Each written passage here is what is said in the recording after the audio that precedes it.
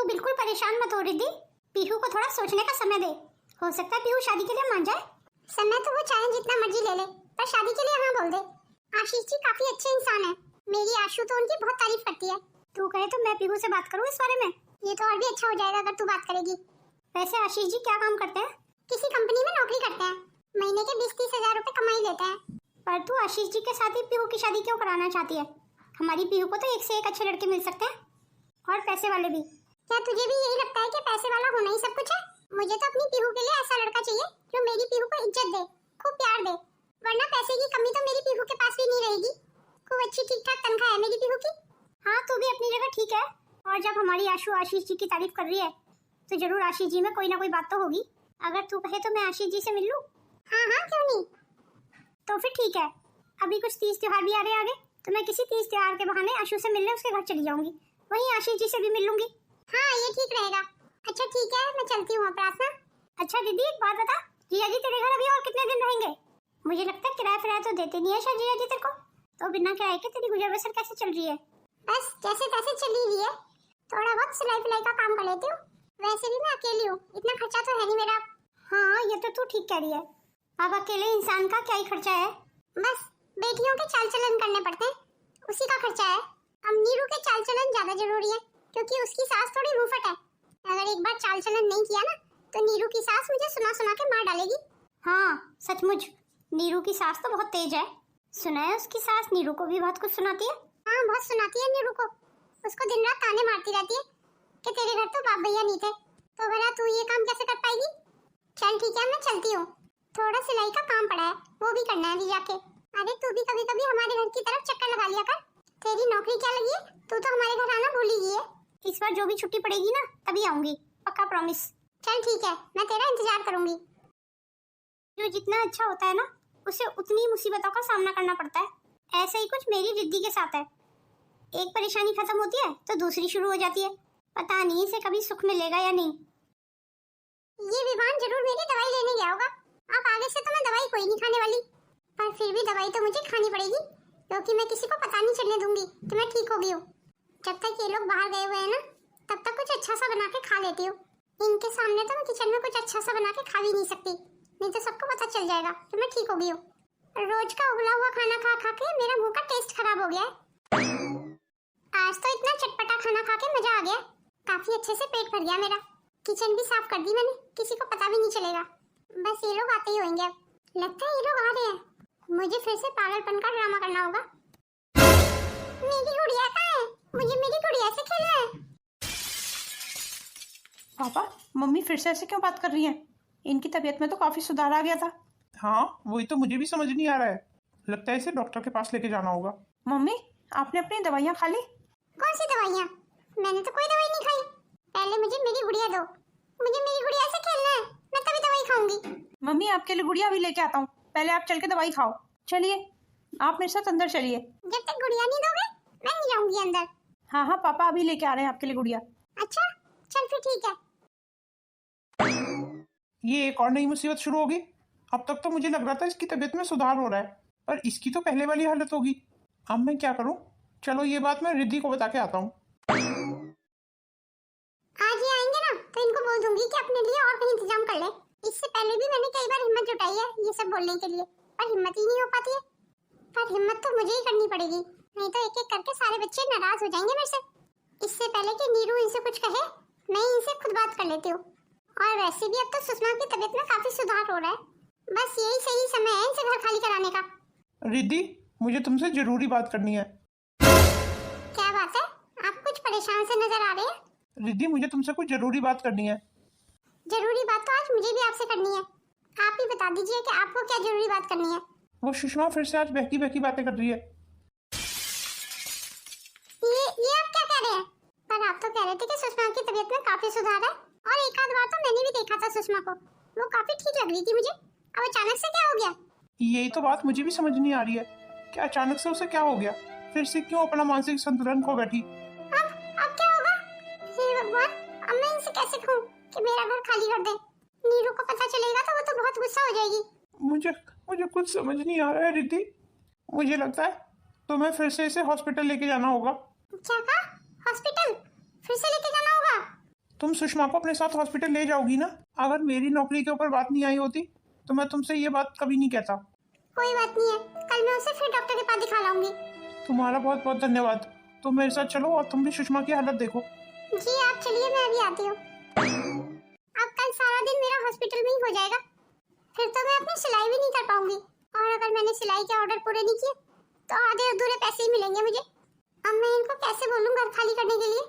अब खैर इतनी स्वार्थी भी नहीं हूं मैं कि मैं किसी के दुख को समझ ना सकूं। शायद भगवान को यही मंजूर है। जिस दिन तनख्वाह मिलती है उस दिन कितनी खुशी होती है। इस बार अपनी तनख्वाह में से कुछ पैसे बचा के भी रखूंगी, नहीं तो महीने के आखिरी में सारे पैसे खत्म हो जाते हैं। बड़ी मेहनत की कमाई है ये मेरी। सारा दिन ऑफिस में बॉस की किचकिच सुनो तब जाके मैं इतना कमाती हूँ। पर अच्छा तो ये हुआ कि मैं इस युवराज को जवाब दे पाई। कम से कम अब पैसे इससे मांगने तो नहीं पड़ते। कुछ पैसे माँ को देके सारी तनख्वाह अपने पास ही रखूंगी। मम्मी मम्मी मम्मी, आपको थोड़े बहुत पैसे चाहिए? मुझे तनख्वाह मिल गई है। अरे ये तो बहुत अच्छा हुआ तुझे तनख्वाह मिल गई। मेरे पास बिल्कुल पैसे नहीं बचे थे और मुझे भी ढेर सारी शॉपिंग करनी है। मैंने अपनी साड़ियाँ कई बार पहन ली, अब उससे ज्यादा नहीं पहन सकती मैं, इसलिए अब अपने लिए साड़ियाँ लाऊंगी। तुझे पता है इस बार मैंने नीरू से पैसे नहीं लिए। उस दिन मुझे दे भी दी थी, मैंने कहा नहीं तुझसे पैसे नहीं लूंगी, अब तू अपने पास रखी ना। अब मेरी बेटी कमा रही है, मुझे किसी के पैसे की जरूरत नहीं है। आपने बिल्कुल ठीक करा माँ, अपने लिए आप साड़ियाँ ले आना, मैं आपको 1-2 साड़ियों के पैसे दे दूंगी। तू मुझे सारी तनख्वाह दे देना अपनी, तुझे जरूरत होगी तो तुमसे मांग लेना। ला अभी सारे पैसे मुझे दे दे, मैं इन्हें संभाल के रख दूंगी। ठीक है माँ आप रख लीजिए, पर जरा देखभाल के खर्च कीजिए, पूरे महीने चलाने हैं ये पैसे।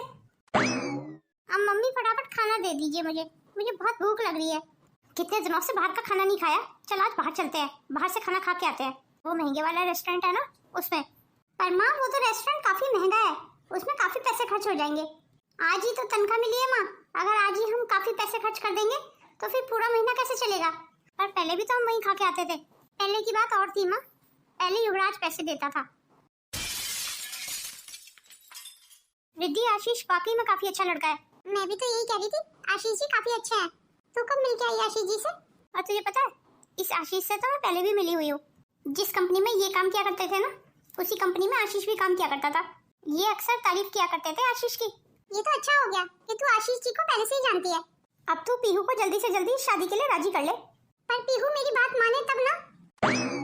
ये ले, हमने पीहू का नाम लिया और पीहू आ भी गई। अच्छा हुआ पीहू तो आ गई, हम तेरे बारे में ही बात कर रहे थे। जरूर मेरी शादी को लेकर ही बात हो रही होगी। हाँ तूने बिल्कुल ठीक कहा, पर माँ मैं शादी नहीं करना चाहती। कितनी बार कहूँ आपको? पीहू देखिए जिद छोड़ दे, अब मेरी बात मान ले बेटा। तेरी शादी करके मैं अपनी सारी जिम्मेदारियों से छूट जाऊंगी। मम्मी मैंने कितनी बार कहा आपको कि मुझे शादी नहीं करनी। पर दीदी आपको शादी क्यों नहीं करनी? अच्छा हुआ नीरू तू आ गई, अब तू ही समझा इसको, मेरी तो ये सुनती ही नहीं है। बस पीहू की शादी बची है, इसकी शादी करके मैं अपनी जिम्मेदारियों से मुक्त हो जाऊंगी। जी ठीक है माँ, मैं दीदी को समझाने की कोशिश करती हूँ। आपको पता है दीदी, आपकी शादी ना करने से लोगों को बोलने का मौका मिल जाता है। मैं कुछ समझी नहीं, क्या कहना चाहती है? लोगों को लगता है कि मम्मी आपकी कमाई खाने के लिए आपकी शादी नहीं करना चाहती है। तो तू ये चाहती है कि लोगों के कहने से मैं अपनी जिंदगी बर्बाद कर लूं? और दीदी आपसे किसने कहा कि शादी के बाद जिंदगी बर्बाद हो जाएगी? ये भी तो हो सकता है ना कि जिंदगी आबाद हो जाए। चल तेरे कहने से मैं शादी कर लेती हूँ, पर शादी के बाद अगर आशीष जी भी पापा की तरह निकले तो? पर पीहू बेटा, हर इंसान तेरे पापा की तरह भी नहीं होता है। पर इस बात की क्या गारंटी है कि आशीष जी पापा की तरह नहीं निकलेंगे? आपको पता है मौसी, पापा ने जो मम्मी के साथ किया ना, वो देख के मैं काफी घबरा गई हूँ शादी को लेके। अगर मेरे साथ भी ऐसा ही हो गया जैसे मम्मी के साथ हुआ है, तब मैं क्या करूंगी? मुझे मम्मी की तरह परिस्थितियों से लड़ना नहीं आता, मैं फिर उस रिश्ते को निभा नहीं पाऊंगी, मैं बीच में ही टूट जाऊंगी मौसी। और दीदी आप इस शादी को लेके गलत क्यों सोच रही हैं? अच्छा भी तो हो सकता है ना, हम बहनों के साथ कभी अच्छा हुआ है जो अब होगा? शुरू से लेके आज तक हमने संघर्ष ही किया है। अब तो अपने आप को ही ले ले, तो भी तो शादी से लेके आज तक कमाई रही है और अपने खर्चे खुद कर रही है। और अगर तू जीजा जी से पैसे मांग लेती है तो तेरी सास तुझे कितने ताने मारती है। और दीदी आपके जीजा जी मेरा साथ भी तो देते हैं ना, वो तो तू कमा रही है इसलिए जीजा जी तेरा साथ दे देते हैं। अगर तू नहीं कमा रही होती तब भी जीजा जी तेरा साथ देते। आपके इस सवाल का जवाब तो मेरे पास नहीं है, इस सवाल का जवाब मेरे पास है। अगर नीरू नहीं भी कमा रही होती ना, तब भी युवराज जी नीरू का साथ देते। ये जरूरी तो नहीं है ना कि हर घर में अब औरत कमाए, इसका मतलब ये थोड़ी है कि पति साथ नहीं देते। अब सारे आदमी तेरे पापा की तरह भी नहीं होते पीहू, इसलिए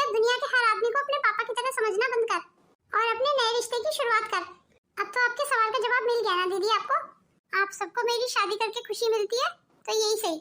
ठीक है तो फिर मैं इस शादी के लिए तैयार हूँ। जल्दी से मिठाई लेके आती हूँ, आप सबका मुंह मीठा कराऊंगी। आज मेरे लिए बड़ी खुशी का दिन है। 12th का रिजल्ट आ गया, बहुत अच्छे मार्क्स आए हैं मेरे। पापा को और बड़ी मम्मी को बताऊंगा तो दोनों खुश हो जाएंगे। अब मैं अपनी पढ़ाई आगे जारी रखूंगा और साथ साथ छोटी सी कोई नौकरी भी कर लूंगा। मेरे घर में पैसों की थोड़ी सी मदद हो जाएगी। ये बात पापा को बताता हूँ जाके। सुबह से बैठी बैठी बोर हो रही हूँ, थोड़ी देर मोबाइल देख लेती हूँ। अब वैसे भी रचित के पापा तो शाम तक ही आएंगे ऑफिस से। ये क्या, सुषमा मोबाइल देख रही है? ये तो मुझे बिल्कुल देखने में ठीक लग रही है। सुषमा, सुषमा, इसका मतलब तुम ठीक हो गई सुषमा? नहीं नहीं, मैं कहाँ ठीक हुई हूँ अभी। पर तुम झूठ क्यों बोल रही हो सुषमा? ये तो अच्छी बात है ना तुम ठीक हो गई, पर ये सब तुम क्यों कर रही हो? भला ऐसे झूठ भी कोई बोलता है? मैं तुम्हारी तबीयत को लेके कितना परेशान हो रहा हूँ। वो तो अच्छा है मैं कोई ऑफिस का सामान भूल गया था, वही लेने आया था और मुझे तुम्हारी हकीकत का पता चल गया। नहीं तो तुम मुझे ऐसे ही मूर्ख बनाती रहती। भला ऐसा कौन करता है जैसा तुमने मेरे साथ किया है? तुम कभी नहीं सुधरोगी सुषमा। ये छल कपट तो तुम्हारे खून में बसा हुआ है। बेचारी रिद्धि तुम्हारे लिए कितनी परेशान है, रोज तुम्हारे लिए हॉस्पिटलों के चक्कर काट रही होती है। आखिर तुम्हें दूसरों को परेशान करने में क्या मजा आता है? चलो खैर, मैं ये बात फटाफट रिद्धि को बता के आता हूँ कि तुम अब बिल्कुल ठीक हो। नहीं तो वो बेचारी हमेशा हॉस्पिटलों के चक्कर ही काटती रहती तुम्हारी वजह से। हाँ हाँ बता दो, ताकि वो तुम्हें इस घर से निकाल दे, ताकि हम जाके उसी छोटे से किराए के मकान में रहे। यही चाहते हो तुम? अगर रिद्धि को पता चल गया ना कि मेरी दिमागी हालत ठीक हो गई है तो वो हमसे ये घर खाली करवा लेगी और तुम्हें तुम्हारी बेटियों से दूर कर देगी। क्या कहना चाहती हो? मैं कुछ समझा नहीं। यही कहना चाहती हूँ कि ये तुम्हारी बेटियों का घर है। रिद्धि इसे अपने मायके से नहीं लाई थी, तुम्हारी बेटियों ने रिद्धि को ये गिफ्ट किया था। इस तरीके से इस घर पे तुम्हारा भी हक हुआ। इसलिए हम क्यों खाली करें इस घर को? इसलिए तुम में जरा सी भी अकल है ना तो इस घर को गलती से भी खाली मत करना। और फिर भी अगर तुम्हें ईमानदार बनने का ज्यादा शौक है ना तो ये सोच लेना, इस तैयारी से जाना, जिंदगी भर किराए का मकान ढूंढ ढूंढ के दर दर ठोकरें खाने के लिए तैयार रहना। और तुम एक बात बताओ, अगर मेरे पागल बनने से हमारा मकान का किराया बचता है तो उसमें बुराई क्या है? हाँ, कहीं ना कहीं तुम कह तो ठीक रही हो। अच्छा तो तुम ही बताओ मुझे क्या करना चाहिए? जैसा तुम बोलोगी मैं वैसा ही करूंगा। बस तुम रिद्धि के लाख कहने पे भी ये घर खाली मत करना। और तुम्हें पता है, कोई भी किराएदार अगर ज्यादा दिन तक एक मकान में रह जाए ना तो वो उस मकान पे कब्जे का अधिकारी हो जाता है। एक तरीके से वो मकान उसका हो जाता है। और वैसे भी हम तो इतने दिनों से इस घर में रह रहे हैं, हम अब रिद्धि के इस मकान पे दावा भी ठोक सकते हैं। हम इस घर को हरगिज खाली नहीं करेंगे। रिद्धि अगर कोर्ट में भी जाती है ना हमारे खिलाफ लड़ने के लिए तो वो हमारा कुछ नहीं बिगाड़ पाएगी। मेरे साथ इतना बड़ा धोखा? मैंने सुना तो था कि कुत्ते की दुम कभी सीधी नहीं होती। आज देख भी लिया। तुम दोनों ने ये सिला दिया मेरे विश्वास का। तुम दोनों ने मुझे एक बार नहीं कई बार धोखा दिया है। अब भगवान के लिए मुझ पे एक कृपा और कीजिए, मेरा घर खाली कर दीजिए, अपने रहने का और का इंतजाम कर लो। आज मैं आपकी कोई बात नहीं सुनूंगी। रिद्धि मेरी बात तो सुनो। तुम्हें क्या लगता है अब भी हमारे बीच में कुछ कहने सुनने को बाकी रहा है? तुम्हारे लिए अच्छा यही होगा कि खुद ही खाली कर दो, नहीं तो ये मकान मुझे पीयू से कहकर खाली करवाना पड़ेगा। पर हम इस मकान को क्यों खाली करें? हम इस मकान को हरगिज खाली नहीं करेंगे।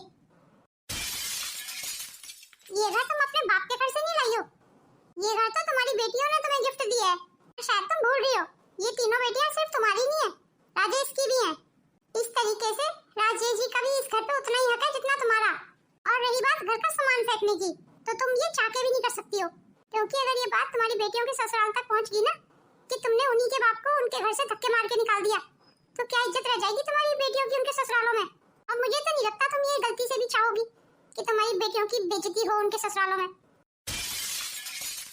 तुम्हारी बेटियां तो अपने ससुराल में मुंह दिखाने लायक नहीं रहेंगी तुम्हारी वजह से, और फिर वो शायद तुम्हारा भी मुंह नहीं देखेंगी कभी। इसलिए हमें इस घर से निकालने से अच्छा है कि अपनी बेटियों के भविष्य के बारे में सोचो। हमसे ये घर खाली करवाने का विचार अपने दिमाग से निकाल दो। हम ये गलती से भी घर खाली नहीं करेंगे। पर हाँ, अगर तुम्हें ये घर खाली करके जाना है तो तुम जा सकती हो, हमें कोई ऐतराज नहीं है। नहीं तो नीरू की सास को तो तुम अच्छे से जानती हो कि वो कैसी है। मैं उसे फोन करके तुम्हारी हकीकत अभी के अभी बता दूंगी, और फिर जो बवाल आएगा ना उससे खुद ही निपटती रहना। नीरू की सास नीरू का उसके ससुराल में जीना आराम कर देगी, ताने मार मार के। ये सब क्या हो रहा है? विवान, तू यहाँ क्या कर रहा है? तू इस मामले से दूर रह। पर आप दोनों बड़ी मम्मी के साथ ऐसा कैसे कर सकते हैं? बड़ी मम्मी अगर चाहती है कि हम उनका घर खाली कर दें तो मुझे लगता है हमें उनका घर खाली कर देना चाहिए। विवान, तू जा यहाँ से। तेरी सीख की हमें कोई जरूरत नहीं है। रहने दे विवान बेटा, कोई फायदा नहीं है। इनको मैं भगवान के हाथों में छोड़ देती हूँ। अब भगवान ही तुम दोनों का फैसला करेगा।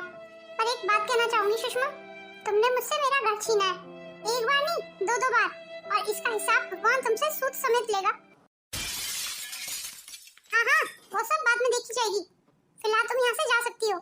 रुक जाइए बड़ी मम्मी। मम्मी, आज जो भी हुआ ना अच्छा नहीं हुआ। तुमने बड़ी मम्मी के साथ बिल्कुल अच्छा नहीं किया। किसी का हक छीनना ये अच्छी बात नहीं है। भगवान भी तुम्हें इस बात के लिए माफ नहीं करेगा। ये बात तू बोल रहा है विवान, जो हमारा हक लेके भाग गया था? तू तो हमारे सामने बोलने लायक ही नहीं है, इसलिए हमें सीख देनी बंद कर। और जो मैं कर रही हूँ ना, मुझे करने दे। बड़ा आया उस रिद्धि की तरफदारी करने वाला। मैंने जो गलत किया ना आपके साथ, उसका दंड भी मैंने बहुत पाया है। अपने उसी एक्सपीरियंस से कह रहा हूँ मम्मी, आप ये सही नहीं कर रही हैं। अभी तो मैं यहाँ से जा रहा हूँ, पर भगवान आपको आपके किए का दंड जरूर देगा। नालायक, अपनी माँ को बददुआ दे रहा है।